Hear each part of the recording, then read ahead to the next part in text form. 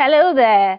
A warm welcome to another edition of Tech Trends, the program that takes you on a ride in 25 minutes to seek out innovation and creativity that are unique to Africa.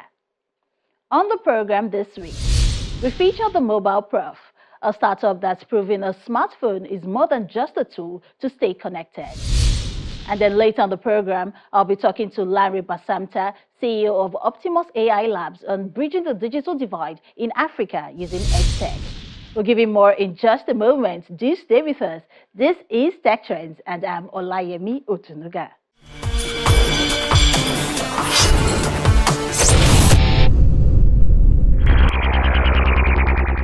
Coding. It's an endless process of trial and error, of trying to get the right command in the right place, with sometimes just a semicolon making the difference between success and failure. Code breaks and then it falls apart, and it often takes many tries until that magical moment when what you're trying to build comes to life. Imagine if your smartphone was more than just a way to stay in touch, but could actually be a tool for your career. Well, that's exactly what the Mobile Prof is helping people achieve. They are showing individuals how to turn their phones into remote work devices that can code, manage projects, and even handle high-quality jobs. Here's more.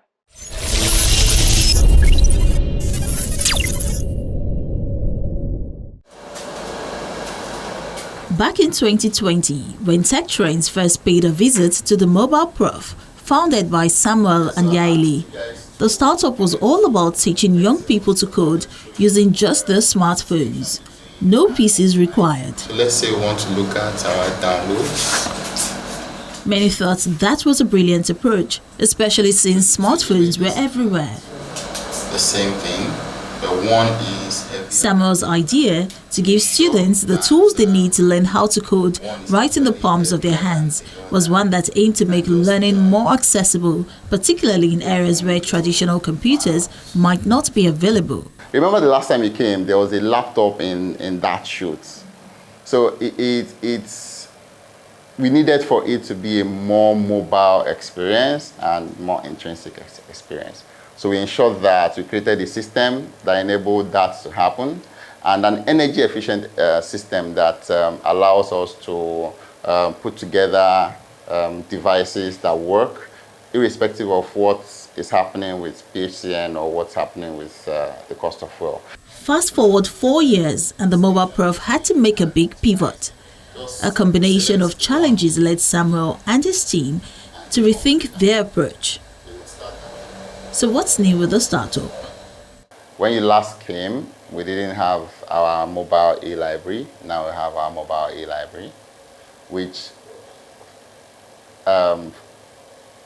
fortunately, a lot of people are even keen about. They want to mimic the same thing that we did for them, and it's opening up an unexpected new market for us. So we're now more focused on, instead of just beginner trainers, we're also teaching advanced people how to use advanced tech people how to use mobile phones to augment their work and to carry their work around.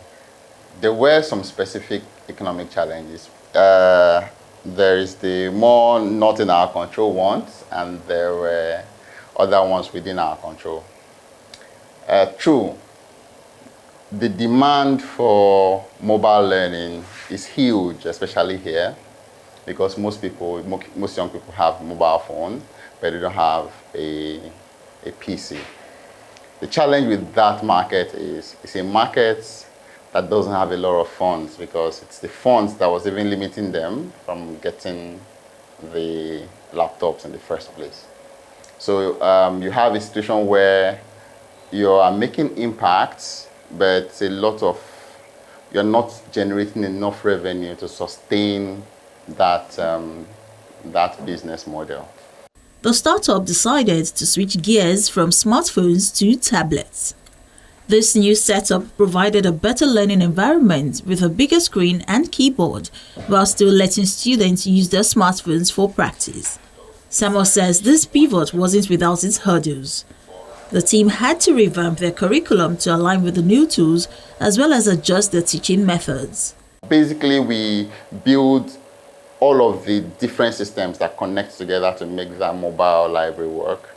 So we have the tablets, which are the client system. So instead of having a computer that consumes all that energy and the UPS connected to it, that without electricity, without your generator, you can't power, you have that tablet that consumes very little energy.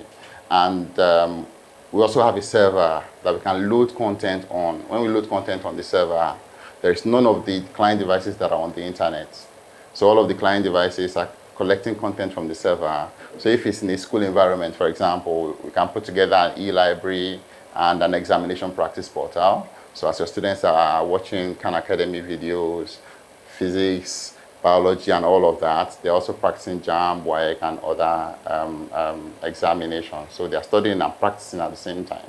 And you're not paying for internet connection because none of the devices are connected to the internet. You have a server that holds a lot of content. And you're also not paying for a lot of power because most of it is powered by solar.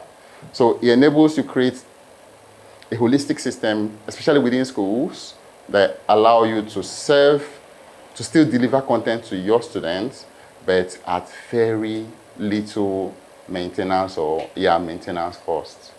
What we're teaching the beginners was introduction to computers, introduction to Linux, and all of that. But when you are teaching advanced people, a lot of the basic things are already learned. So you need to figure out how to bring in value that is worth them still using a mobile phone. So you would change curriculums to fit in with that advanced targets and create a system that's a more conducive system for them to use in the office. But with every challenge comes new opportunities. The switch to tablets and the creation of a mobile e-library opened up fresh avenues for learning and engagement. Now we have a model, an e-library model that we are using as a basis for replicating the same energy-efficient, tablet-only system across multiple spaces. So, for example, a lot of schools are excited about reducing their energy consumption. So for them, it's important to have devices that do not consume a lot of electricity, that can be connected to battery, that can be connected to solar. So that creates a unique opportunity for investments to come in, not on our training model, but on creating those mobile e-libraries for different setups. That's a great opportunity for investment. Despite the economic strains and the need to adapt, Samuel's startup, the Mobile Prof, has continued to thrive. The pivot to tablets has not only solved some of the other challenges, but also introduced new possibilities for coding education, keeping the original perks of learning on the go. You would end up using a very heavy image for your website. And the thing about heavy images is that they slow down the website.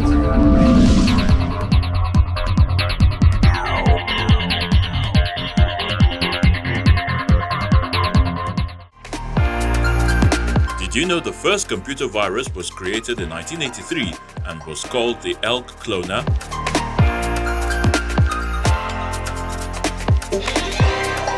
Richard Skrenta, a 15-year-old on winter break from high school, wrote what is considered to be the first large-scale, self-spreading personal computer virus.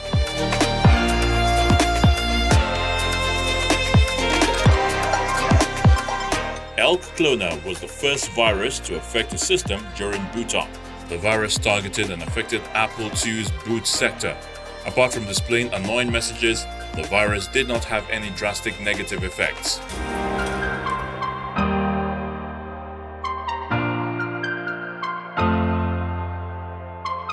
However, it did spread rapidly and at one point infected a US Navy member's computer.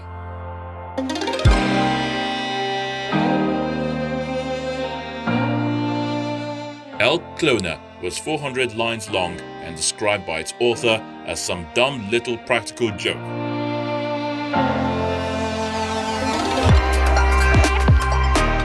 virus attached itself to the Apple DOS 3.3 operating system and spread by floppy disk.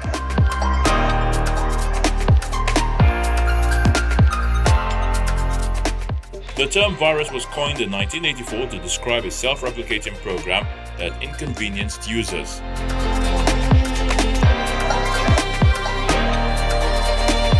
Elk cloner, which predates the term by 2 years, possibly played a role in this nomenclature.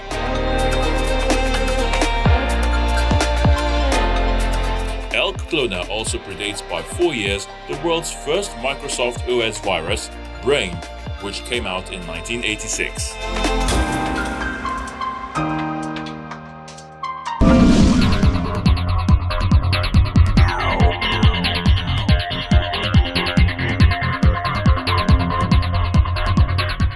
How much do you really know about the tech world? Put your knowledge to the test with these trivia questions. The word cyborg is a portmanteau of which two-word term describing a bionic human, according to Merriam-Webster?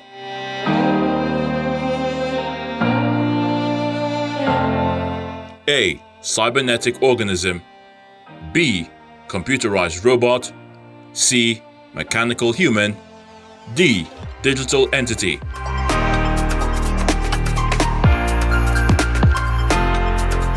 Cybernetic organism. A is your answer.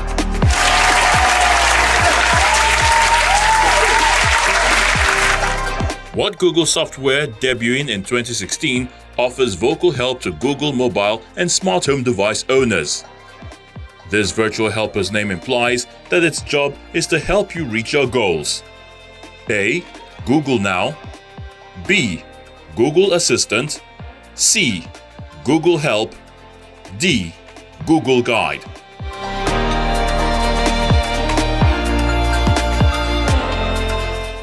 Google Assistant, B, is your answer.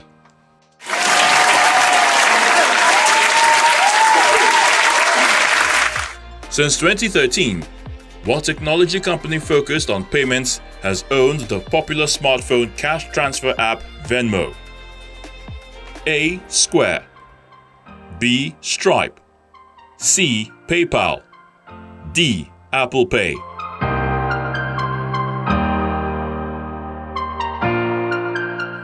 PayPal, C, is your answer.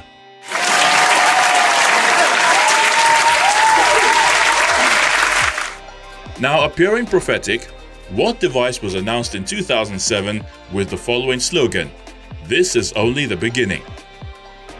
A. iPad. B. iMac. C. iPhone. D. iWatch. iPhone, C, is your answer.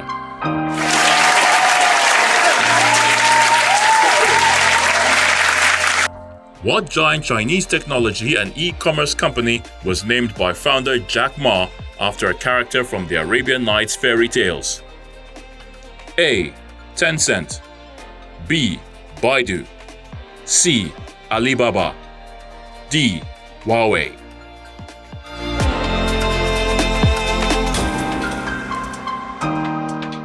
Alibaba, C, is your answer.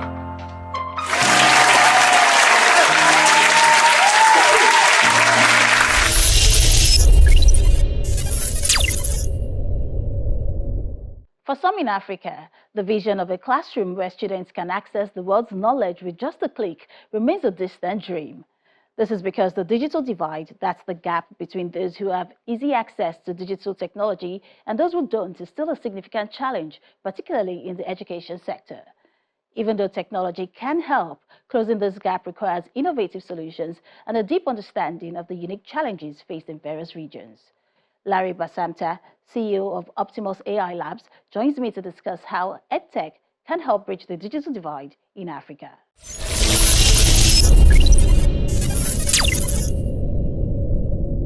Now, Larry, we talk about Africa not missing out on the fourth industrial revolution. We talk about developing AI solutions for Africans. We also talk about capitalizing on the potentials of a digital economy. But Can we really achieve all that if we're still unable to bridge the digital divide in Africa? Well, I mean, the way to look at it is that we cannot run away from the challenge. The truth is, the digital divide, as we know it, is quite notable. And the reasons for that varies. Many of it is infrastructure, but it's not just with infrastructure. Some bit of the reasons for this is literacy.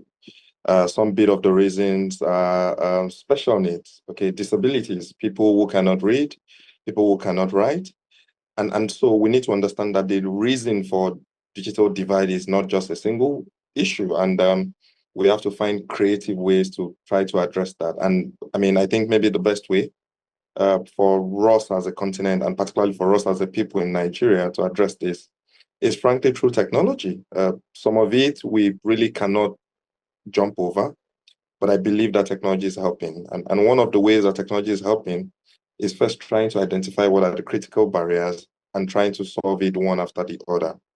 So, Larry, as someone who works, in the ed tech space, that's education technology, in your experience, how does this digital divide impact students and educators? It's significant, I must admit. For example, no matter the value of the solutions that we build, you can almost imagine that anything between 50 to 70% of the people who need it will never be able to access it. And that is significant. It means that if we're really dreaming of continent-wide transformation, there's still a long way to go. Imagine, for example, we've built a very powerful solution, AI-powered solution that can transform learning for every child in Africa. The last time I checked, there are more than 650 million Africans below the age of 18 who are due for basic and high school education. Particularly between the age of 10 and 17, there are almost 300 million Africans that need the kind of solutions that we provide. But because of the nature of the digital divide and its attendant consequences, millions and millions, possibly more than 200 million of that 300 figure cannot access it, first because of cost, second because of infrastructure, third because of literacy, fourth because of special needs. So the implications are gargantuan. I mean, not just the money we could be making, but clearly the impact we can be making on the continent is severely limited. So I would say from an edtech provider, we are severely handicapped. And same for teachers who have to teach these students. I mean, there's no effective teaching without tools. But imagine if you have all the tools in the world, there are significant digital divide. How do you make a difference? And same for these kids who themselves need access to quality education. So it's a loss for everybody, I must admit. So, Larry, if we do agree that access to technology is one part of the equation, it might seem that Africa, needs a smarter approach to addressing digital skills shortages. Now, a couple of founders in the education sector, like yourself, would argue that EdTech offers promising solutions, that it has the potential to bridge the digital divide in Africa, be through LMS, that's Learning Management System, or SMS, School Management System. Now, the question is, can these solutions help individuals, students, educators, communities, especially those in the low-income areas? Can it help them with the knowledge and skills they need to fully participate in the digital world? I mean, that's a resounding yes. And I mean, to speak more specifically, for example, on our part, we have, a learning management solution called Ziki. If you recall the four major reasons why we have significant digital divide, particularly in the educational space that I talked about, we've tried to not just deny this, but to admit it and ask ourselves, how do we solve it? I mean, it's easy for us in the southern part of Nigeria. I mean, I'm presently based in Lagos, where we can readily just go to town and tell the schools and the students and their parents that there is a solution here that makes a difference. But in significant parts of northern Nigeria, there are no access to power. There are significant disconnection to internet connectivity. And so we have a responsibility to provide solutions that can work where there is no power. Now, imagine the innovation, imagine the responsibility, imagine the commitment required to provide a technology solution that will be used without traditional power sources. Okay, it's the same with internet. I mean, here in the southern part of Nigeria, it's very easy for us to trump that our solution works on the internet, but there are vast swaths of our territory that doesn't have internet connection, and so we have to think uniquely about how to provide a solution that works offline, even though it's an AI-powered solution. And so we're doing that. And I'm sure very many others are doing that. I mean, some part of our solution has to be available for people who cannot read, for example. Some part of our solution should be available for people who only can hear, but they cannot see. And so there are creative ways that we're looking at some of those problems. Maybe the last thing to talk about is with respect to literacy. Now, coming back to the barriers you mentioned earlier, digital literacy, special needs, there's the internet access, adequate infrastructure, and even access to devices, really. But how Yeah. can we, break down these barriers? Because education is really quite crucial. Um, I would say maybe the most impactful way to do it is through collaboration. All of this week, I was at repeated events where I was fortunate to talk to critical stakeholders in the edtech space. My experience is more around, I mean, the last 16 years, I've been in fintech primarily, and I see when I talk about one of the few successes of this country is the achievements and the collaboration that we saw in the fintech space, where critical stakeholders like fintechs and banks and the regulator and everyone came together to build one of Africa's biggest behemoths in our payment ecosystem. I think that for us to be able to address the significant challenges we have, not just as a country, but particularly in the educational space, we need to explore collaboration. Of course, we'll need the leadership of the government and the regulator to be able to chart the way. But more importantly, everywhere that I go, I'm always looking out for partners. And the reason why I say that is this. We have some of the most compelling solution in the edtech space. Every time I go to conferences and hear from partners and other builders, I see what fantastic job they're doing, but not many people know. Everybody's working from their silos. Larry, let's assume that, there's collaboration, all of these barriers have been broken down, all the necessary resources have been provided. How do we address the need for training and support to ensure that both students and teachers can effectively use these tools? I think that training is not just something desirable at this point, it's quite well necessary. And I think that particularly for many of us in the tech space who provide solutions to educational institutions like schools, we need to frankly think of teachers as co-primary audiences of our solutions. I mean, we just started thinking of that recently when we're rolling out the version 2 of our platform. And then it dawned on us that we needed teachers on site. Now, if teachers are not familiar with AI, if they're not familiar with how AI can actually power their own profession, then it becomes more difficult for them to be able to understand what their kids or what their students are doing and how to help them. So certainly we need to provide platforms that would humanize and automate trainings so that we can scale training all around. I mean, some of the teachers that I've met with over the last 2 weeks, I would say that they're some of the cream of the crops. Imagine teachers in Zamfara, for example, many of whom do not even have power access or internet access. How do you teach them enough for them to be able to teach across the digital divide that they may be? And particularly for the students, I think the students are the easier audience to speak to. Young people are almost always curious. They want to try out new things. I think that if we provide them the tools and the tech, they will be interested enough to engage with it. And I see that, I mean, I have a 10-year-old son and a 4.5-year-old daughter. And they spend sizable amounts of their time on their tablets. They play with AI. They work with AI today. And I know that is the story of many young people. So I don't think theirs will be too hard.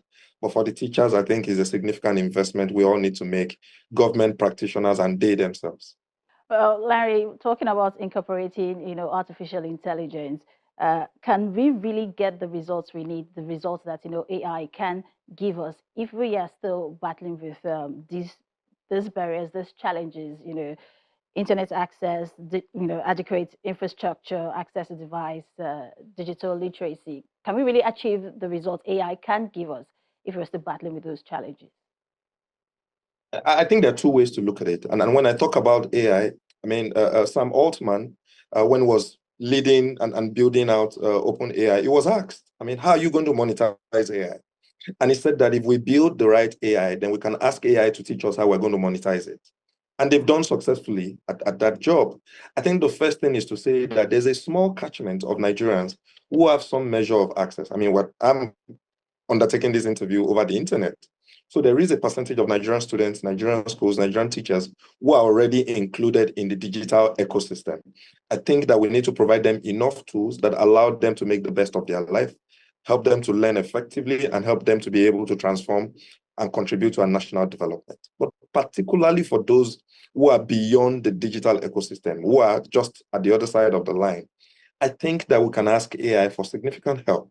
So one of the things I answered earlier on is that, for example, on our side, we've used AI to be able to make our solutions work without internet. Now, that is significant, particularly for an internet-based solution. So what it means is that even though our AI tutor, AI personalized tutor, needs typically the internet to be able to process instructions given to it, we've been able to bring that capability and make it available offline. So that for students in Zamfara, in Plateau, in Yola State, wherever they may be, where they do not have access, they will be able to at least be included in one way or the other. So that's why I said we can get some assistance from technology. But beyond the assistance is the fact that many of the students, they are excluded because they cannot afford it. I mean, some of these solutions are quite expensive. And that's why I said in the first place, one of the ways to win really is collaboration. Well, Larry, I guess we can both agree that in trying to close the digital gap, Africa needs to look at innovative approaches, because it is one thing for tech startups like yours to step up to the challenge, and it's another to use the tools developed as an economic catalyst. Thank you so much, Larry Basanta, for sharing your insights with us on Tech Trends. Thank you. Thank you so much, Yemi. It was good to be here.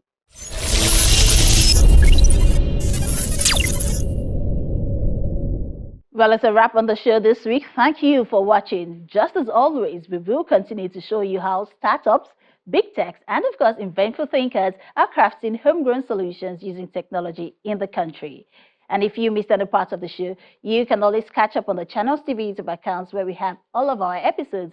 And as always, I encourage you to watch, share, and like your favorite editions. For Tech Trends, I'm Olayemi Otunuga. See you next time.